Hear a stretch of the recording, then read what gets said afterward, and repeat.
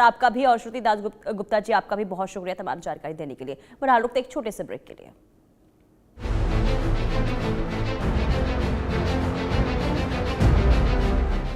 नमस्कार, आपके साथ मैं अभिषेक पांडे और आप देख रहे हैं नेक्स्ट इन महाराष्ट्र, एक खास सेगमेंट जहां हम आपके लिए लाते हैं भारत की आर्थिक राजधानी से जुड़ी हुई बड़ी और ताजा खबरें। आइए देखते हैं इस हफ्ते महाराष्ट्र में क्या रहा सुर्खियों में।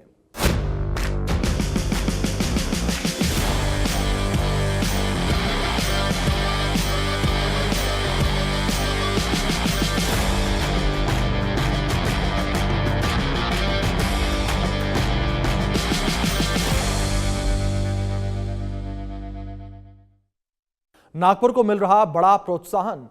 वडगांव में 2000 करोड़ रुपए के नेक्स्ट जेन लॉजिस्टिक्स और इंडस्ट्रियल पार्क का शुभारंभ हुआ। ये एआई सक्षम नेट जीरो हब 10,000 से अधिक नौकरियां पैदा करने वाला है। आप खास रिपोर्ट देखिए।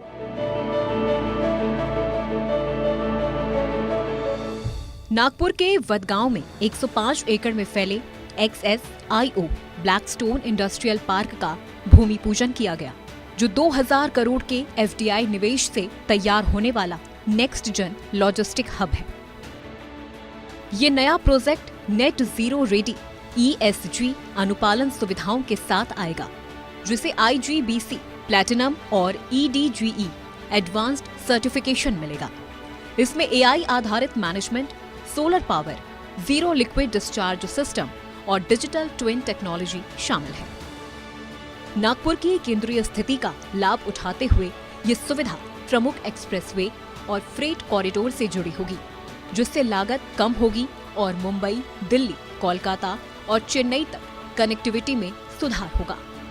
इस प्रोजेक्ट से 10,000 से अधिक प्रत्यक्ष और अप्रत्यक्ष रोजगार पैदा होने की उम्मीद है। ये 5,127 करोड़ रुपए के MOU के तहत विकसित किए जा रहे 4 ग्रेड A पार्कों का हिस्सा है, जो नागपुर को भारत की लॉजिस्टिक्स कैपिटल के रूप में स्थापित करेगा। तो वहीं मुंबई में 6 दिसंबर को होने वाले महापरिनिर्वाण दिवस की तैयारियां जोरों पर हैं। मंडपों से लेकर स्वास्थ्य सुविधाओं और भीड़ प्रबंधन तक चैत्य भूमि में लाखों श्रद्धालुओं के आगमन को देखते हुए सभी व्यवस्थाएं अंतिम चरण में हैं। पेश है पूरी रिपोर्ट। महापरिनिर्वाण दिवस के लिए विस्तृत तैयारियां जोर शोर से चल रही हैं।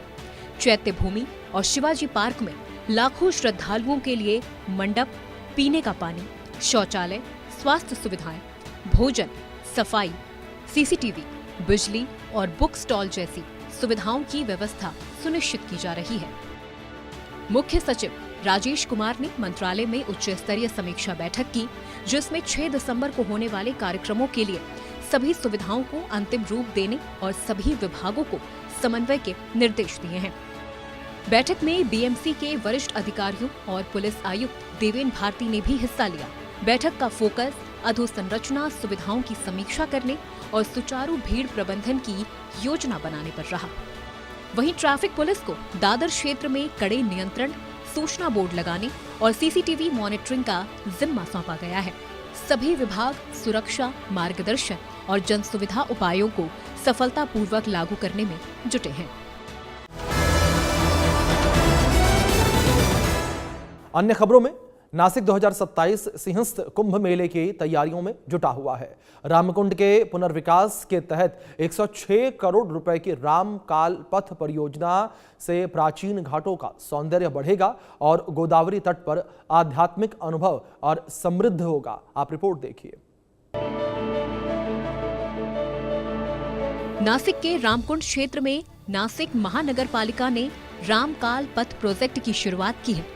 अधिकारी यहां किए जाने वाले पुनर्स्थापन कार्यों की समीक्षा कर रहे हैं, ताकि गोदावरी नदी तट पर सुरक्षा और पहुंच को बेहतर बनाया जा सके। ये महत्वाकांक्षी प्रोजेक्ट रामकुंड मार्ग के पूर्ण नवीनीकरण पर केंद्रित है, जिसके तहत वस्त्रांतर गृह और एक निम्न पैदल पुल जैसे ढांचों को हटाया जाएगा।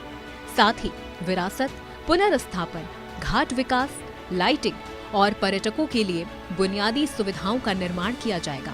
इस परियोजना की लागत 106 करोड़ रुपए से अधिक है।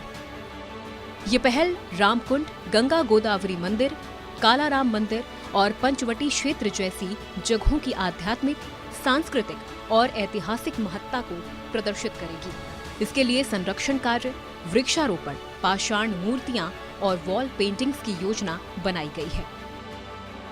2027 नासिक त्रयंबकेश्वर सिंहस्थ कुंभ मेले से पहले सरकार बड़े पैमाने पर विकास कार्य कर रही है, जिसमें क्षेत्रों को साफ करना, जल प्रवाह सुधारना और भारी संख्या में आने वाले श्रद्धालुओं के लिए नासिक की सांस्कृतिक पहचान को वैश्विक स्तर पर प्रदर्शित करना शामिल है। नासिक में महाराष्ट्र की सबसे बड़ी जिला परिषद भवन का उद्घाटन भी किया गया। 100 करोड़ रुपए की लागत से बना ये ऊर्जा कुशल मिनी सचिवालय टिकाऊ और सुदृढ़ प्रशासन के लिए डिजाइन किया गया है। ये रही खास रिपोर्ट। नासिक में नया जिला परिषद भवन उद्घाटित किया गया है, जो ऊर्जा कुशल डिजाइन से तैयार किया गया है। इसमें रूफटॉप सोलर सिस्टम, वर्षा जल संचयन, प्राकृतिक रोशनी और वेंटिलेशन की सुविधाएं शामिल हैं, जो भवन को पर्यावरण अनुकूल संचालन योग्य बनाती है। उद्घाटन समारोह के दौरान जिला परिषद के सीईओ ओंकार पवार का सम्मान किया गया, उनके नेतृत्व की सराहना करते हुए, जिन्होंने इस प्रगतिशील प्रशासनिक केंद्र को साकार किया। नया भवन आधुनिक conference hall, amphi theatre, courtyard, cafeteria, चौड़े कॉरिडोर, दिव्यांग मैत्री सुविधाएं, वीडियो कॉन्फ्रेंसिंग और सुरक्षा प्रणालियों से सुसज्जित है, जो सुचारू प्रशासन सुनिश्चित करेंगे। 100 करोड़ रुपए से अधिक की लागत से बना ये अत्याधुनिक मिनी सचिवालय महाराष्ट्र का सबसे बड़ा जिला परिषद भवन है, जिसे बेहतर और प्रभावी जनसेवाएं प्रदान करने के लिए तैयार किया गया है।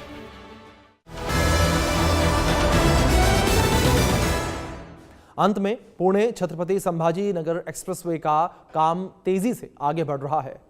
इसके तैयार होने से यात्रा का समय केवल 3 घंटे रह जाएगा, जिससे व्यापार और कनेक्टिविटी को बढ़ावा मिलेगा। आप देखिए पूरी report. Maharashtra state infrastructure development corporation Pune Chhatrapati Sambhaji Nagar expressway के निर्माण को तेज गति से आगे बढ़ा रहा है। महत्वाकांक्षी समय सीमा को पूरा करने के लिए कई हिस्सों पर एक साथ तेजी से काम किया जा रहा है।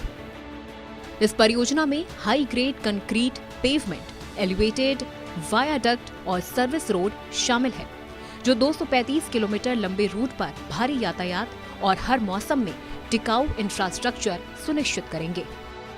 पूरी तरह तैयार होने पर ये एक्सप्रेसवे पुणे और छत्रपति संभाजीनगर के बीच वर्तमान 8 घंटे की यात्रा को घटाकर सिर्फ 3 घंटे कर देगा, जिससे यात्रियों और माल परिवहन दोनों की कार्यक्षमता बढ़ेगी।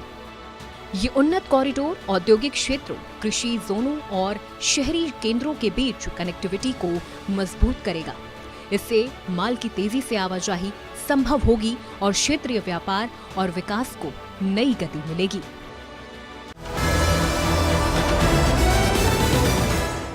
यही थी इस हफ्ते की प्रमुख अपडेट्स महाराष्ट्र से। आप देख रहे थे हमारा खास सेगमेंट नेक्स्ट इन महाराष्ट्र। जुड़े रहिए और भी खबरों के लिए।